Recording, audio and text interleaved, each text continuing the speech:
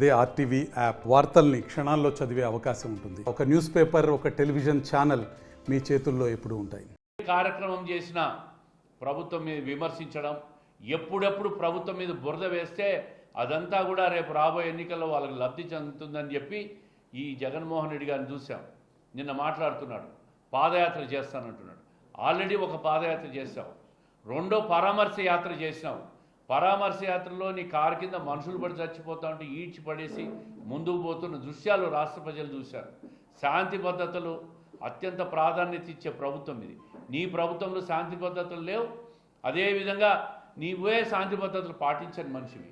పాదయాత్ర కాదు కదా, జైలు యాత్ర చేస్తాడు తొందరలో జగన్మోహన్ రెడ్డి గారు. ఈ విషయాన్ని వైసీపీ నాయకులు గుర్తుపెట్టుకోవాలా, రాష్ట్ర ప్రజలు గుర్తుపెట్టుకోవాలా. ఒక సుపరిపాలన వైపు అడుగులు పడుతున్న ఈ సందర్భంలో ప్రజలందరూ కూడా అర్థం చేసుకొని ప్రభుత్వాన్ని సహకరించాలా.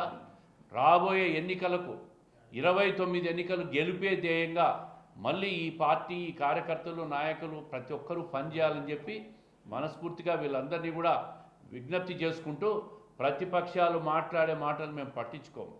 ప్రజల కోసం, రాష్ట్రం కోసం, అభివృద్ధి ధ్యేయంగా, సంక్షేమ ధ్యేయంగా పనిచేస్తాం తప్ప వాళ్ళు మాట్లాడే విమర్శలను మేము పట్టించుకునే పరిస్థితిలో లేవని చెప్పి ఈ సందర్భంగా తెలియజేస్తున్నాం. మరిన్ని వీడియోస్ కోసం ఛానల్ ని సబ్స్క్రైబ్ చేయండి. లేటెస్ట్ అప్డేట్స్ కోసం వాట్సాప్ ఛానల్ ని ఫాలో చేయండి.